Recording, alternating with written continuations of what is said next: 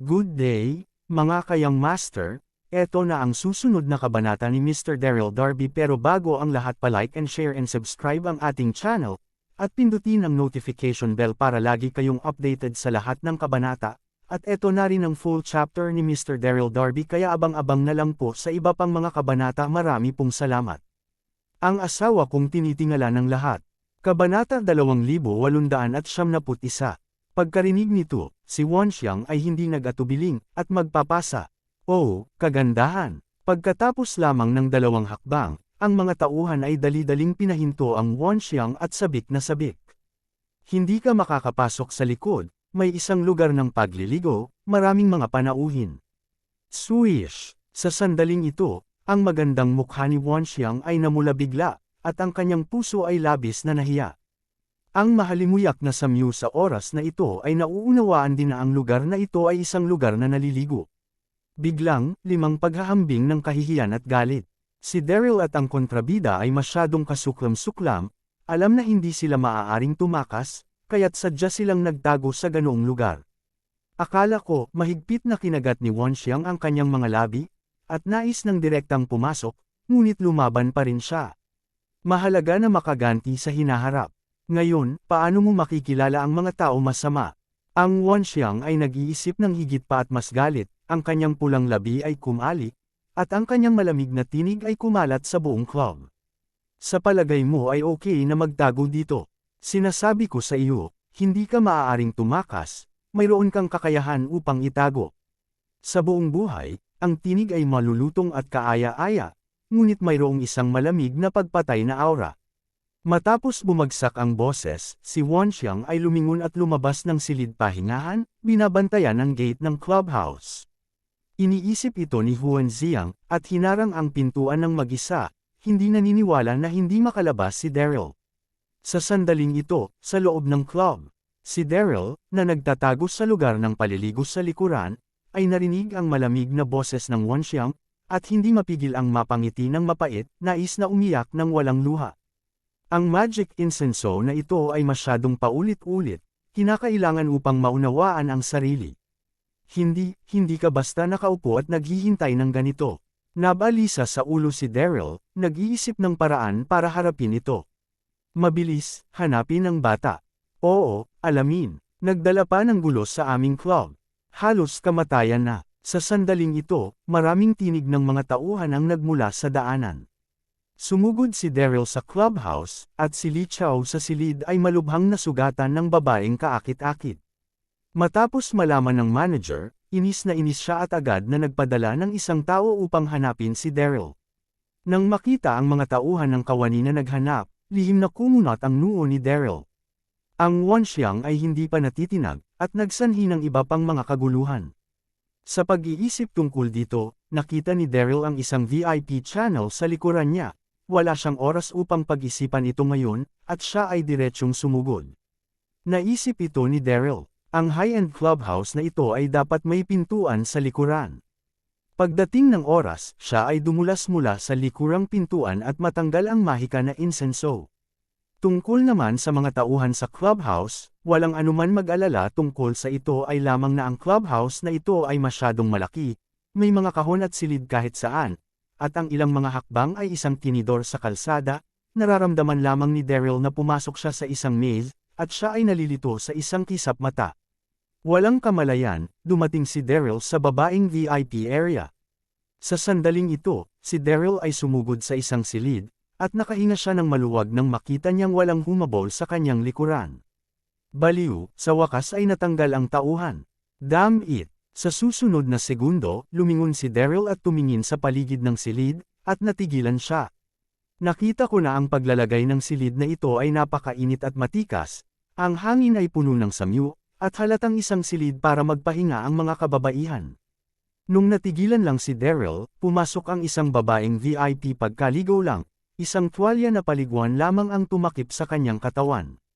Kailangan kong sabihin na ang mga babaeng dumarating sa ganitong uri ng club upang ubusin ay napakaganda. Ang nasa harap ko ay may magagandang tampok at magagandang kurba.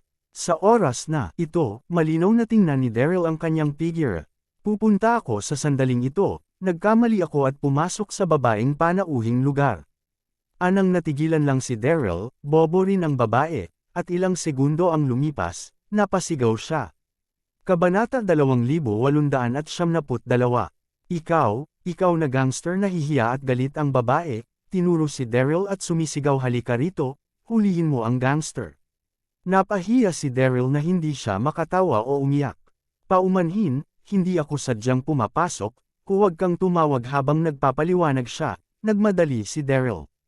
Haha, nang makalabas siya sa labas, dali-daling umalis si Daryl sa babaeng lugar ng panauhin, iyon ay, sa sandaling ito, nakita niya ang isang dosenang mga security guard na naghahanap dito. Nakita ni Daryl na ang mga security guard na ito ay lahat ay nakasuot ng itim na demanda, at lahat sila ay nagsasaka, at ang kanilang lakas ay nasa kontrol ni Wu Sheng. Malinaw na, nag-ingay si Daryl dito, at naakit ang mga panloob na bodyguard dito. Ito ay ang bata na ito. Mang-agaw siya. Sa sandaling ito, nakikita Daryl, 12 ng mga security guards pagkatapos ng isa pang, at direktang napapalibutan kanya. Nang siya ay dumating, isang pinuno ay tumingin kay Daryl pataas at pababa. Ang bata ay sobrang tapang. Pumunta siya sa aming club upang guluhin, at maglakas loob na pasukin ang babaeng lugar ng panauhin. Ang taong ito ay tinawag na Cheng Dong, ang kapitan ng panloob na pangkat ng seguridad dito. Ito ay isang hindi pagkakaunawaan. Huminga ng malalim si Daryl at matiyagang sinabi, mabagal na espesyal na code para sa akin. Malamig na sinabi ni Cheng Dong, walang pag-aalinlangan. Ang babaeng nagtatanim sa gate, naaakit ka, alam mo bang sinaktan niya si Brother Chow, alam mong si Brother Chow ay sino? Magmadali ka sa amin at humingi ng tawad kay Brother Chow. Kahit na si Li Chow ay isang kalokohan lamang, siya ay isang panauhin dito. At ngayon lang, dahil sa mahika na insenso na akit ng batang ito, siya ay malubhang nasugatan. Ang bagay na ito ay dapat naayos.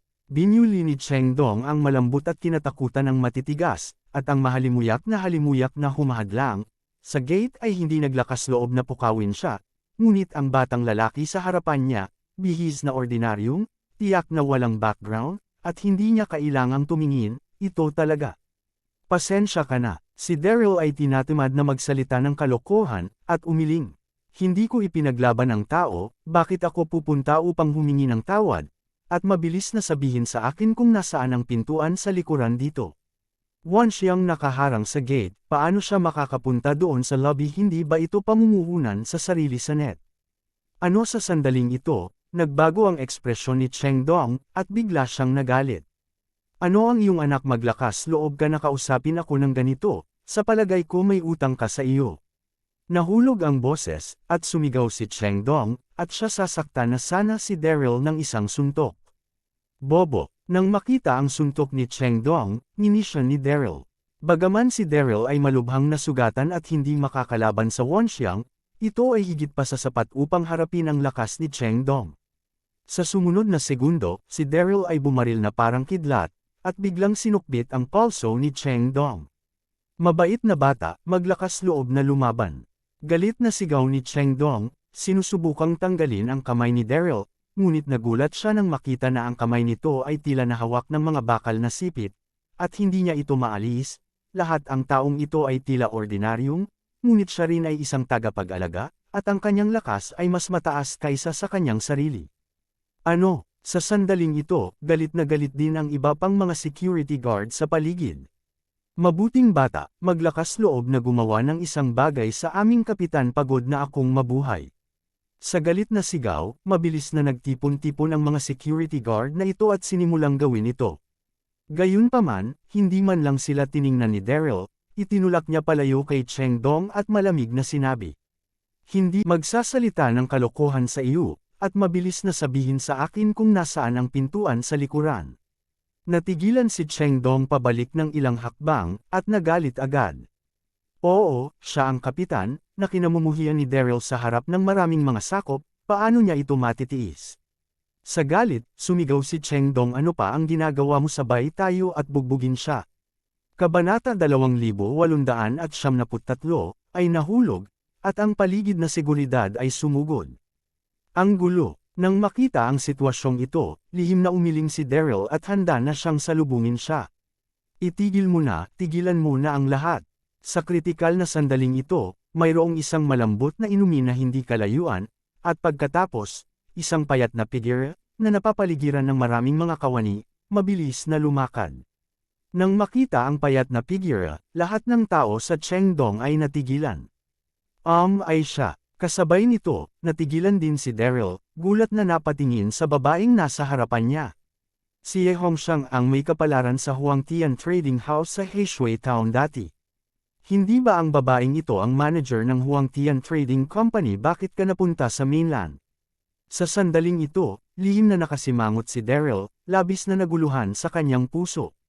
Sa parehong oras, nakita din ni Ye Hongxiang si Daryl, at bigla siyang nanginig, labis na nagulat. Chengdong, ano ang ginagawa mo? Nasa negosyo tayo, paano natin ito basta-basta gawin? Sa susunod na segundo, sumigaw si Ye Hongxiang kay Cheng Dongzhao.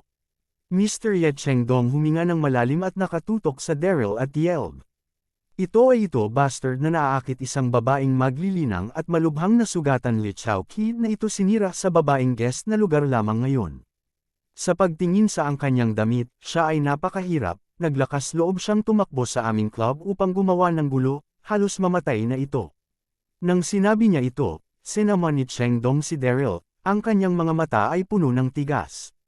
Manahimik ka nga, sigaw ni Ye Hongxiang, saka lumakad ng mabilis, sinampal ang mukha ni Chengdong ng sampal. Sampal, sa sampal na ito, halos maubos ni Ye Hongxiang ang lahat ng kanyang lakas, tinakpan ni Chengdong ang kanyang mukha ay namamagang mataas. Mr. Ye, sigaw ni Chengdong, at ang buong tao ay natigilan, labis na naguguluhan. Bakit mo ako hinahampas? Ang batang ito ay narito upang gumawa ng gulo, hindi ba dapat siya turuan? Paano siya magiging kwalipikado ang aming club? Nagsasalita ka pa ba ng sobra? Malamig ang mukha ni Ye Hongxiang, at tinuro niya si Daryl at sinabi hindi maganda. Sinasabi ko sa iyo, ang ginoo na ito ay nasa Heishui Town dati, at maaari siyang maglabas ng higit pa ng 100 mga emperador ng martial ng sabay-sabay. Ang panloob na alkamiya ng kaharian ay nakatago, alam mo ba ang panloob na alkamiya ng kaharian ng Wawang? Ang pagbebenta ng isa ay sapat na para magtrabaho ka rito ng higit sa 10 taon. Ano sa sandaling ito, naisip ng lahat na naruroon na mali ang narinig nila, at tumingin sila ng blanko kay Daryl, hindi makapagsalita. Ang batang ito ay nakadamit tulad ng isang basura, ngunit maaari ba niyang kumuha ng 100 panloob na alkamiya ng Martial Emperor Realm ng sabay-sabay? Ito ba ay dalubhasa sa mga ilog at lawa o humihingi ako ng paumanhin?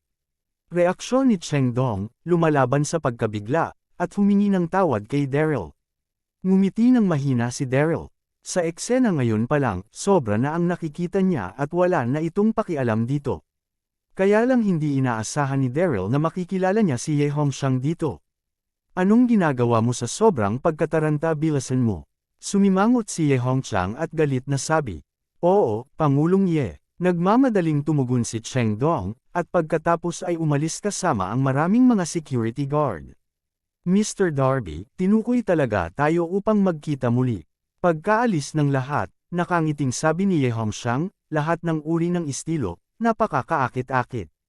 Ilang buwan na ang nakalilipas, si Daryl ay nakabalik lamang mula sa ligaw at taksil na teritoryo. Sa oras na iyon, nagpunta siya sa Huangtian Trading sa Heishui Town kasama si Hualing, at nagkataong nakilala ang pinagkakautangan ni Hualing. Sa oras na iyon, si Hualing ay walang magawa kapag siya ay pinilit. Ilabas ang panloob na alchemy sa kanyang katawan at tulungan siyang mabayaran ang utang. Si Ye Hongxiang, na siyang manager ng trading house sa oras na iyon, ay naruroon sa oras na iyon at labis na humanga kay Daryl. Gayunpaman, sa oras na iyon, ginamit ni Daryl ang maling pangalan na Darren Derby, kaya tinawag ni Ye Hongxiang si Darren. Sa sandaling ito, nagpakita ng kaunting ngiti si Daryl at tumango kay Ye Hongxiang. Talagang may kapalaran, ngunit hindi ko inaasahan na si Miss Ye ay nakatago din sa lihim. Siya ang tagapamahala ng trading house na ilang buwan na ang nakakalipas, at siya na ako ang boss ng isang club. Kabanata 2874. Si Daryl ay labis na na-acclaim. Narinig ang papuri ni Daryl, mahinang ngumiti si Ye Hongxiang, at pagkatapos ay nagtataka na nagtanong. Daryl, mayroong pagbara sa labas ng clubhouse. Isang napakagandang magsasaka, may kinalaman ba sa iyo ang bagay na ito? Si Ye Hongxiang ay orihinal na nagpapahinga sa opisina. Narinig ang ingay sa labas, lumabas siya upang tumingin. Ngayon lang, nagpadala siya ng isang tao upang magtanong tungkol sa Wonxiang, ngunit ang Wonxiang ay may isang mapagmataas na ugali, na hindi pinapansin ito. Sa kasong ito, tinanong ni Ye Hongxiang si Daryl. Napakamot sa ulo si Daryl, napahiya. Ang lalaking iyon ay dumating para sa akin. Humihingi ako ng pasensya, nagdulot siya ng gulo sa iyong club. Nakatago na utang sa pag-ibig, inilibot ni Ye Hongxiang ang kanyang mga mata at ngumiti, biro. Hindi ko ito nakikita, si Daryl ay medyo romantiko sa mga mata ni Ye Hongxiang. Isang lalaki ay hinarangan ng isang babae sa pintuan ng club, dapat para sa pag-ibig. Hindi. Namula ang mukha ni Daryl, at mabilis niyang ipinaliwanag. May isa pang dahilan para dito, at mahirap sabihin sa isang salita. Nga pala, maaari mo ba akong tulungan na makalabas dito hanggat ako humayo ka, hindi siya gagugulo dito. Kaya umungol si Ye Hongxiang at nagtanong sino ang babaeng ito, sinasabing ang lakas ay napakataas. Ito hindi mo pa rin know it, Daryl said in a rumored tone. Ang Nine Heavens Saint ay may isang napaka-espesyal na katayuan, kaya't hindi siya maaaring magsabi ng anupaman. Daryl, bigla namang hindi nasaktan si Ye Hongxiang. Bagaman 2 beses pa lamang tayo nagkita, hindi tayo masyadong pamilyar, ngunit ngayon lang kita tinulungan sa labas ng pagkubkob at tinatrato kita bilang isang kaibigan, ngunit maingat ka talaga sa akin sa lahat ng posibleng paraan. Ayokong sabihin sa akin ang totoo, gusto mo lang na ilabas kita ng ligtas, sa palagay mo nararapat ba? Napahiya si Daryl nang marinig niya ito. Sa susunod na segundo, mapait na ngumiti si Daryl, kaya, dahil sinabi mo yan, sasabihin ko sa iyo na ang humahadlang sa pasukan ng iyong club ay ang Nine Heavens Saint. Pagkatapos, sinabi niya ang mga detalye ng Nine Heavens Saint. Lumabas. Siyam na langit na santo, nanginginig ang pinong katawan ni Ye Hongxiang, at natigilan ng buong tao. Hindi nakakagulat na ang ugali ay napaka-espesyal, ang lakas ay napakalakas din, lumalabas na hindi kabilang sa mainland. Sa pag-iisip tungkol dito, nilabanan ni Ye Hongxiang ang pagkabigla at tumingin kay Daryl. Maaaring habulin ng Nine Heavens Saints, si Daryl ay hindi isang ordinaryong tao. Ito, napakamot ang ulo ni Daryl, nag-atubili, at ngumiti ng mapait. Totoo na ako ang Elysium Sect Master na si Daryl Darby. Ang Darren Darby na sinabi ko sa iyo noon ay isang kunwari lang, sinabi niya ito, mukhang kalmado si Daryl.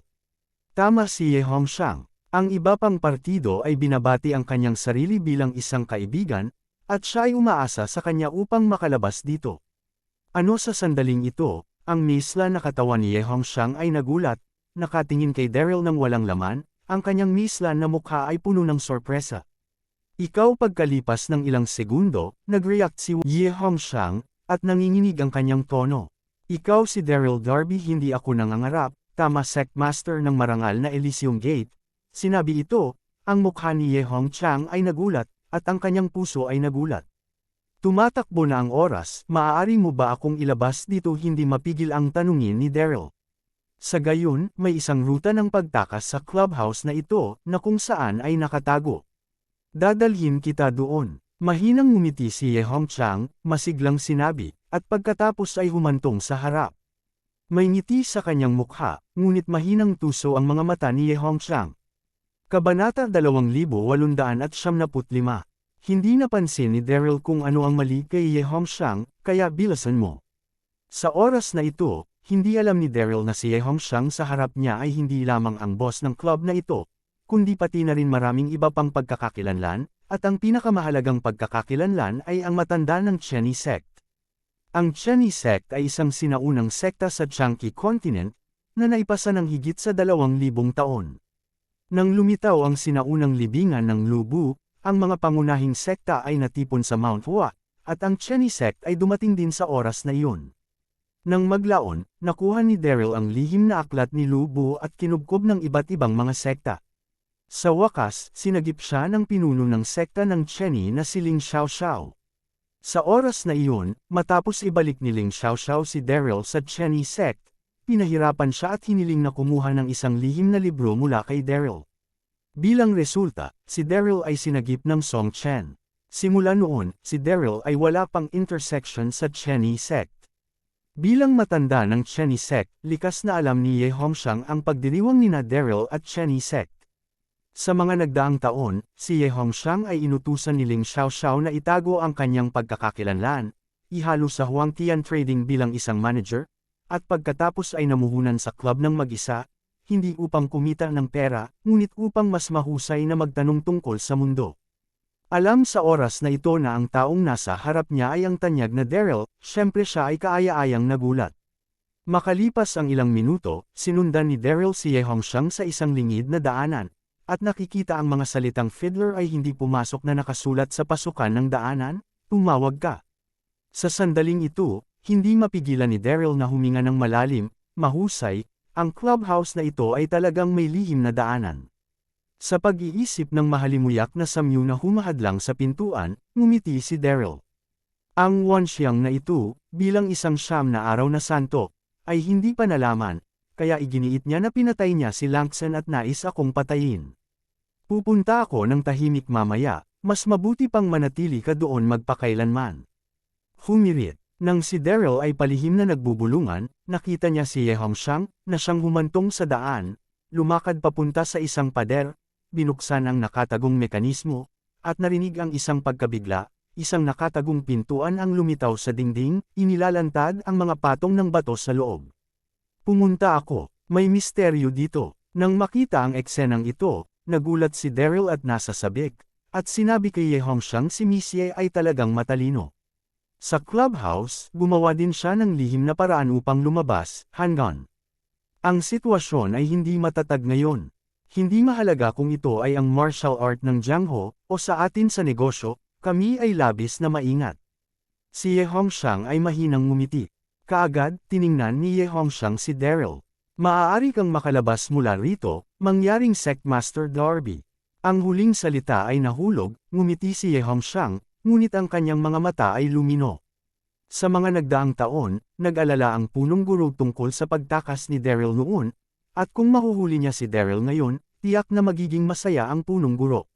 Sa oras na iyon, tiyak na kailangan ng gantimpala. Tumango si Daryl, hindi napansin ang pagiging kakaiba ni Ye Hongxiang, at diretso na siyang naglakad, tumawag ka. Nang makapasok siya sa loob, nakatingin sa paligid na nasa harap niya, hindi mapigilan ni Daryl na sipsipin ang malamig na hangin. Nakita niya ang mga hakbang sa harap niya, na umaabot palalim at paikot-ikot, at hindi niya alam kung saan haantong. Ito ay isang clubhouse lamang, paano mo ginawang isang nakatagong lihim na landas? Ang pagkakakilanlan ng Ye Hongxiang na ito ay medyo kainahinala. Matapos pag-isipan ito, hindi mapigilan ni Daryl na lumingon at tinanong Miss Ye, please. Pagdating sa pagsasalita, nakita niya si Ye Hongxiang na nakangiti at nakatingin sa kanyang likuran, at kasabay nito ay itinaas niya ang kanyang jade hand at hinampas siya ng palad. Ano ang nangyayari? Nagulat si Daryl, at likas na nais na umiwas, ngunit ang sekretong daan ay masyadong makitid, at wala kahit saan upang magtago. Bilang karagdagan, siya ay nasugatan noon at hindi makatiis sa kanyang lakas na reaksyon, kaya't hinampas niya ang likuran ng kanyang ulo ng direkta. Nagbas ang intuitive na utak ni Daryl, at pagkatapos ay dumilim ang kanyang mga mata, at wala siyang alam. Sa kabilang panig, Coral Island. Sa likod ng pangunahing dambana, sa lihim na silid sa bangin, pinisil ng puting kabayo ang ilang nakakalaso na panloob na tabletas, na bumubuo ng isang laso na ulap, na tumagal ng isang buong araw at gabi bago mawala. Kabanata 2876. Sa oras na ito, ang White Horse ay nakatayo sa harap ng lihim na silid na may isang mayabang na mukha. Malinaw na nakita ni Baima na sa lihim na silid, ang mga sungay ay kumulat sa sulok.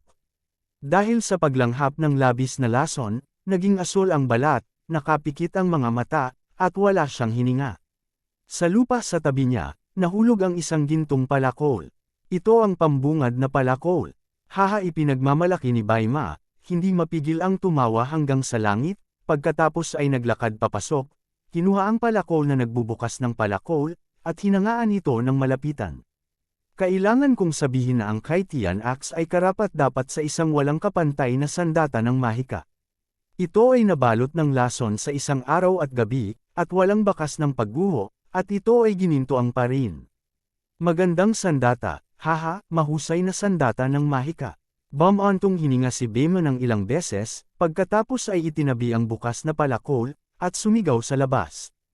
Halika! Ang boses ay nahulog, at maraming mga alagad ang mabilis na lumakad. Agad na ipagbigay alam sa lahat ng mga alagad, na sinasabi na ang Panginoon ng palasyo ng Chester ay naghihiganti. Si Baima ay tumingin kay Zhang Ju nang walang pakialam, at sinabi sa mga alagad na ito. Maghintay, maghanap ng lugar at ilibing si Zhang Ju. Pagkatapos nito, agad kong tinawag ang lahat at sundan ako pabalik sa mainland habang sinasabi ito.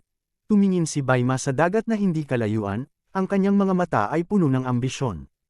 Ang Kaitian Axe ay nakuha, at pagkatapos ay oras na upang makipaglaban para sa heremonya ng mundo. Oo, ang Panginoon. Maraming mga disipulo ang biglang sumang-ayon, pagkatapos ay itinaas si Zhang Ju palabas at nakakita ng isang lugar sa malapit upang ilibing ito. Pagkatapos ng kalahating oras, lahat ng mga piling alagad sa pangkalahatang dambana ay nagtipon, at pagkatapos ay, sa ilalim ng pamumuno ng puting kabayo, kinuha nila ang malaking bangka at nagtungo sa mainland. Bigla, ang Coral Island, na may kakayahang maging masigla at buhay na buhay, biglang naging disyerto at desyerto. Hindi nagtagal makalipas si Baima at ang iba pa ay umalis. Nakita nila ang isang paggalaw sa punso kung saan inilibing si Zhang Ju. Pagkatapos, si Zhang Ju ay gumapang palabas. Oo, hindi namatay si Zhang Ju. Ngunit sa halip ay ginamit ang pagkabansot ng nakasisira na buhay at nakalimutan ang kamatayan sa hindi masisira na banal na kasulatan, at nakatakas sa isang sakuna.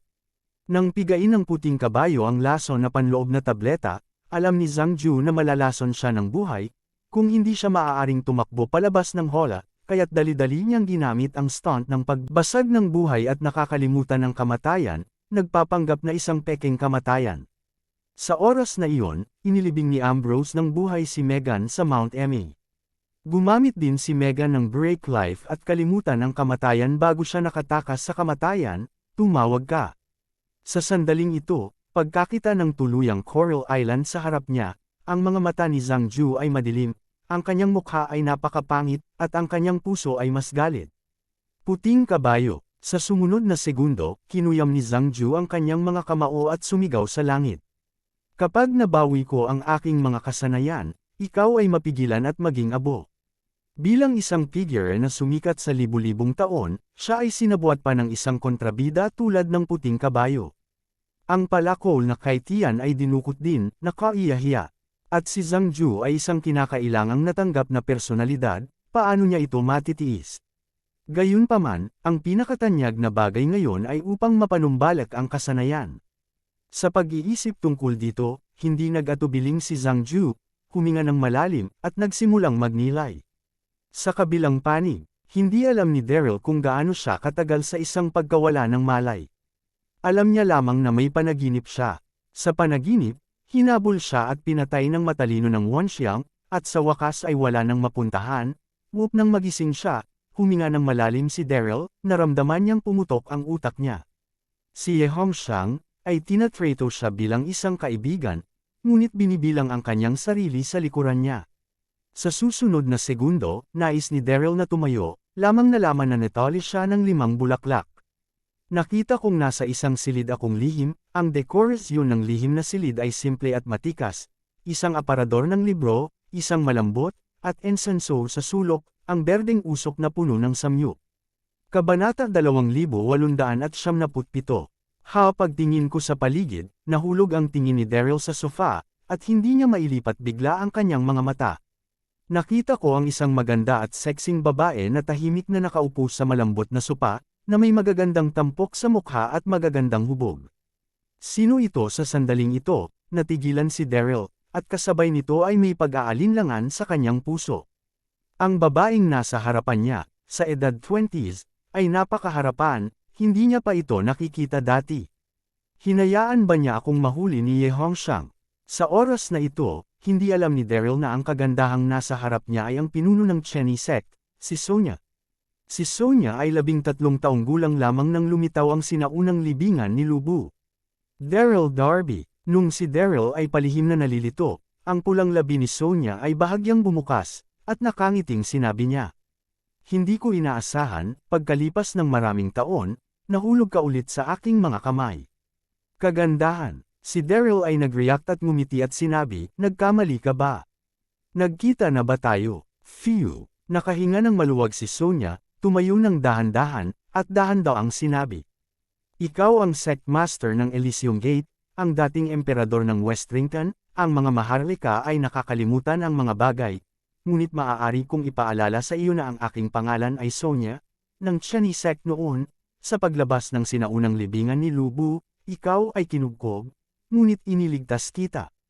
Ano narinig ito, laking gulat ng puso ni Daryl, at tiningnan niya ng mabuti si Sonia, ikaw ba iyon? Nang bumagsak ang boses, hindi mapigilan ni Daryl na tumingin at pababa kay Sonia. Lihim na bamantong hininga, nagpunta ako, at hindi ko pa siya nakikita sa mga taong ito. Naging napakaganda ng dalagang iyon, malinaw na nakita ni Daryl na si Sonia sa oras na ito, na nakasuot ng isang lavender skirt, ay nagpakita ng kanyang kaaya-aya at kaaya-aya sa buong katawan. Nang makita si Daryl na nakatitig sa kanya ng mahigpit, ngumiti si Sonia at dahan-daw ang lumakad kay Daryl. Gudong. Sa mga kaakit-akit na kurbo at mahabang-mahabang puting binti, habang papalapit siya mula sa isang maliit na distansya sa oras na ito, natigilan si Daryl sa sandaling iyon, at hindi mapigil ang lihim na ilipat ang mansanas ng kanyang Adam. Nabigla. Gayunpaman, sa sandaling ito, ang mukha ni Sonia ay biglang malamig, itinaas ang kanyang kamay na jade, at hinampas sa mukha si Daryl ng walang babala. Sa isang malutong na tunog, biglang naguluhan si Daryl. Maglakas loob na tumingin muli sa akin ng ganitong uri ng mga mata, mahuhukay ko ang iyong mga libingan. Malamig na sabi ni Sonia, palpitating ang aura na pumuno sa kanyang katawan, tumawag ka. Si Daryl ay ngumiti ng mapait, hindi tumugon, at hindi man lang nagpanik. Ang mga salita ng paghuhukay ng kanyang mga mata, hindi alam ni Daryl kung gaano karaming mga kababaihan ang nakarinig sa kanila, ngunit hanggang ngayon, ang mga mata ay hindi maganda. Sa sumunod na segundo, huminga ng malalim si Daryl at sinalubong ang tingin ni Sonia. Sonia, tutal, wala tayong mga sama ng loob, at iniligtas mo ako upang makuha ang lihim na aklat ni Lubu. Nagkita ulit tayo makalipas ang maraming taon. Hindi ba kailangan, haha? Si Sonia ay ngumiti ng marahan at tumingin kay Daryl at sinabing, huwag mo akong paglaruan.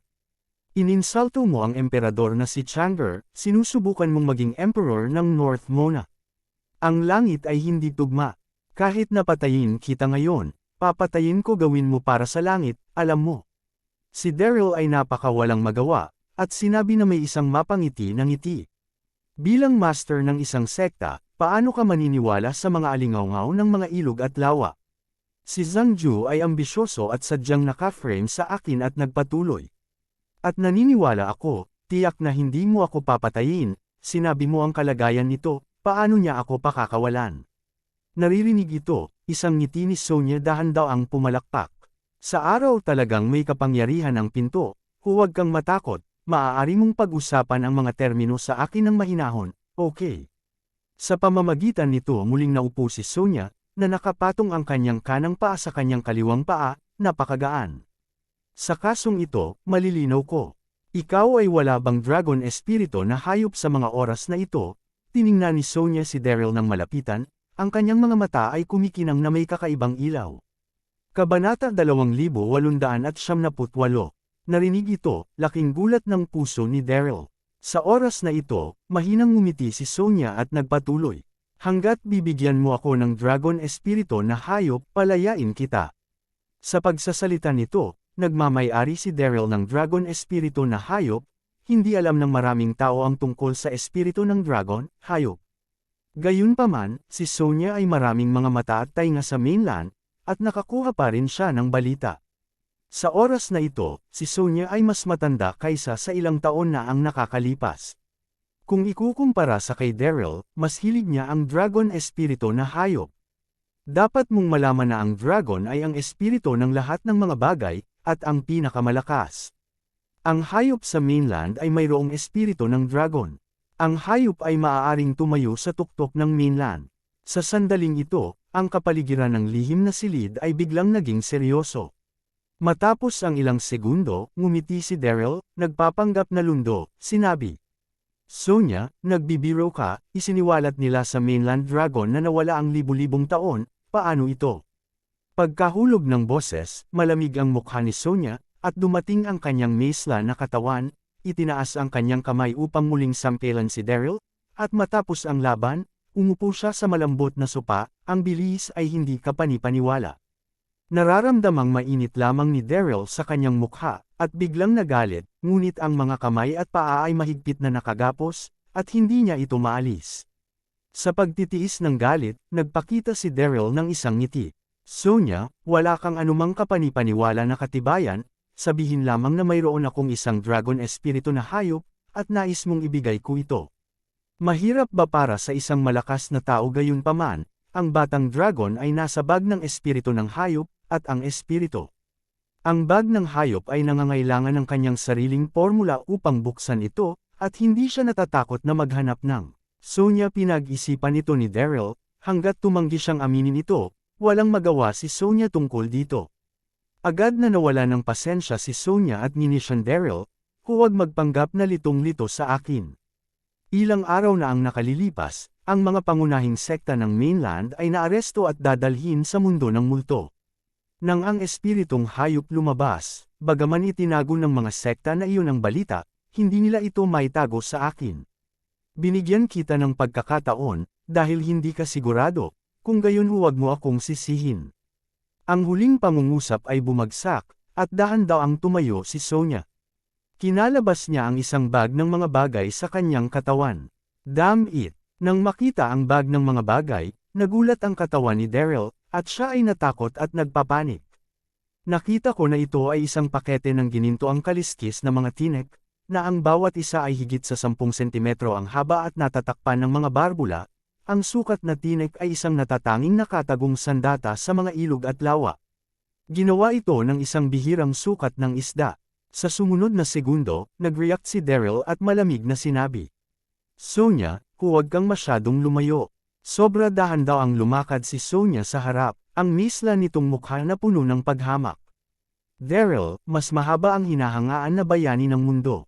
Ang lahat ay napaparusahan. Bibigyan kita ng pagkakataon na mabuhay, ngunit sinasabi mong sobra ako, hindi ba sa tingin mo nakakatawa ito? Nahulog ang tinig, at kinurot ni Sonya ang isang sukat.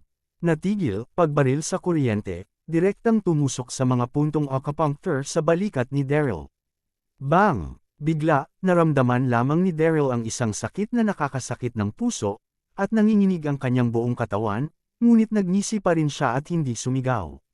Sa parehong oras, ako ay takot, ang Sonya na ito ay masyadong malupit. Sa huling pagkakataon na siya ay nahuli, pinahirapan siya hanggang kalahati ng kamatayan.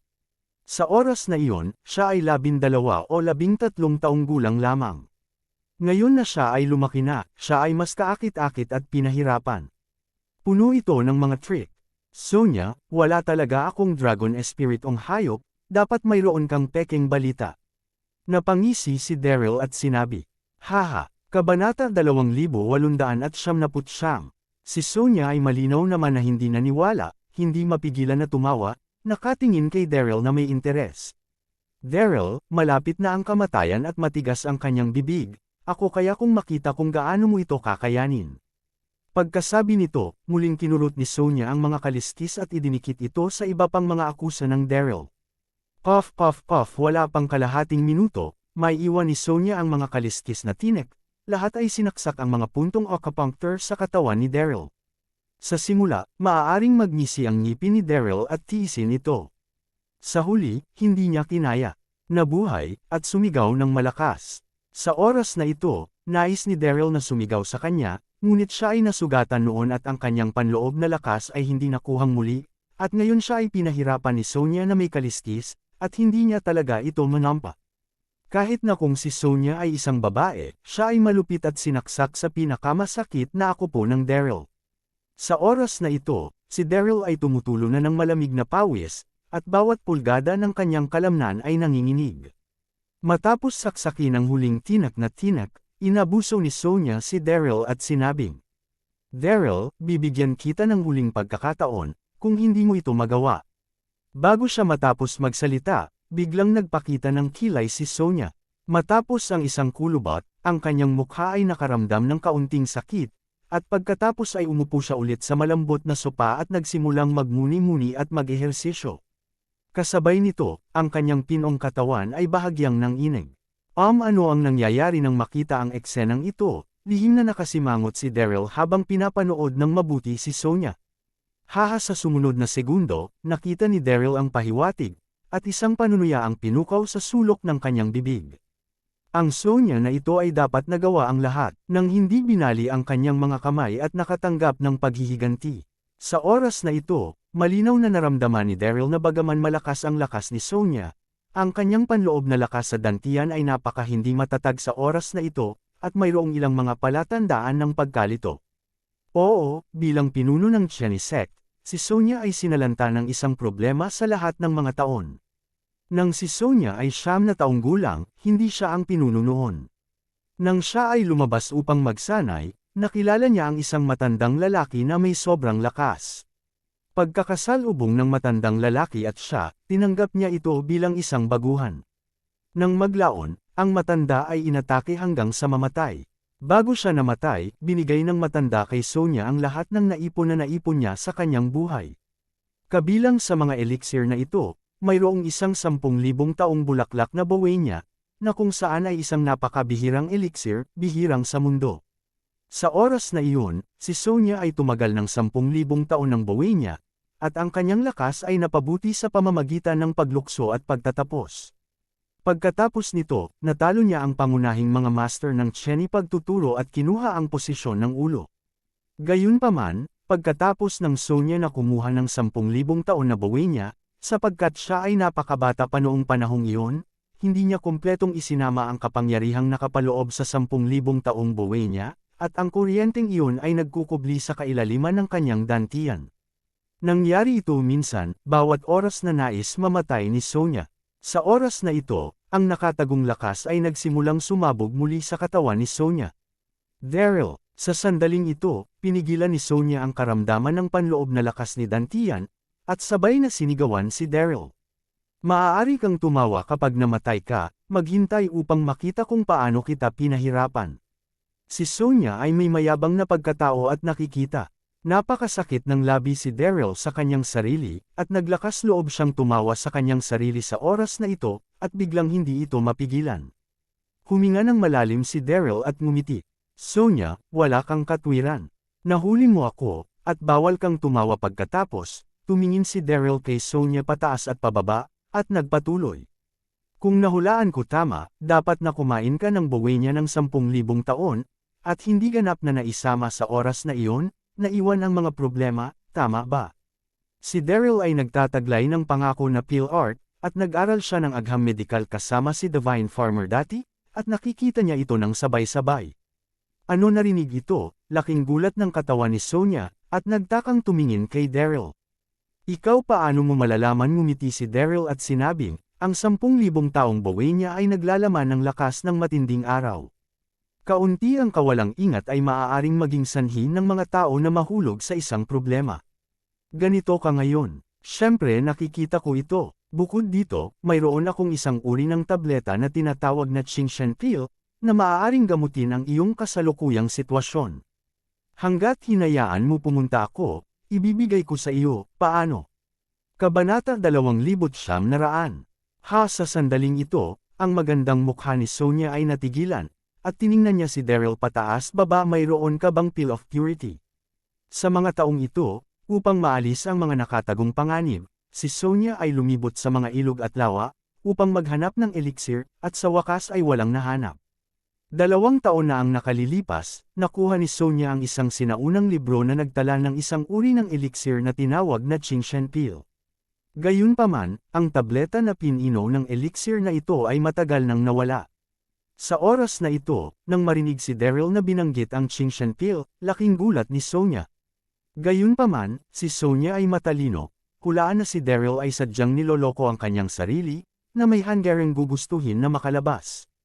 Oo naman, Nakikita ang pagbabago ng ekspresyon ni Sonia, hindi mahalaga ang ekspresyon ni Daryl.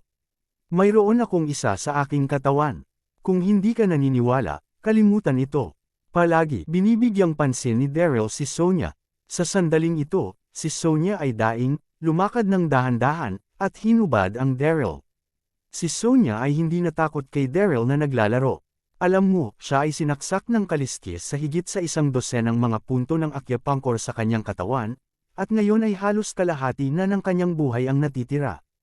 Nasaan ang Chingshenpil matapos haburan ang lubad, inunat ni Sonia ang kanyang kamay na nag-jade at malamig na sinabi kay Sonia, ilabas mo ito. Phew! Ang hangin na Daryl ay huminga ng malalim, ngumiti. Hindi mo ibinaba ang mga kaliskis na kaliskis, paano mo ako makukuha ito nga? Sobrang lupit ng babaeng ito. Kahit na tinusok niya ang kanyang mga puntos sa acupuncture ng mga tinak sa sukat, at ngayon ang mga meridian ay nasugatan, natatakot ako na aabutin ng maraming araw ang paglilinang upang makabawi. Nakasimangot si Sonia, at pagkatapos ay hinubad ang lahat ng kaliskis ng katawan ni Daryl. Sa sandaling ito, inilipat ni Daryl ang kanyang mga kalamnan at buto, at pagkatapos ay kumuha ng isang Chingshenpil mula sa espiritu ng hayop na sa kanyang katawan, at nakita na ang Chingshenpil ay asul na asul, tahimik na nakahiga sa mga kamay ni Daryl, naglalabas ng isang maliwanag na ilaw. Aliwan at samyu, siya may malinaw talaga siyang pil ng Diyos. Nang makita ang Chingshenpil, nanginginig ang katawan ni Sonia, nagulat at natuwa, at pagkatapos ay hinimok. Mabilis ibigay mo sa akin.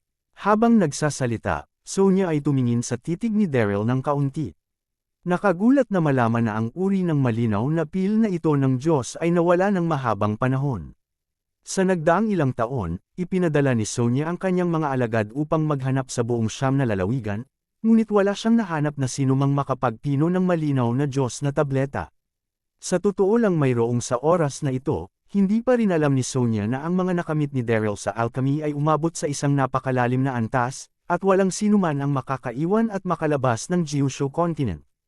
Okay, nakatingin sa pagpipilit ng mga mata ni Sonia, nagpanggap si Daryl na ibigay ito sa kanya, ngunit sa sandaling ito, lihim na hinihimok ang kanyang panloob na lakas, nakita niya ang isang puting apoy na tumatalon, direktang tinatakpan ang Chingshenpil, pumikit. Ito ay naging isang piraso ng fly ash. Bagaman si Daryl ay mahina na sa oras na ito, hindi problema na ipatawag ng malamig ang puting lotus at sunugin ang Chingshenpil.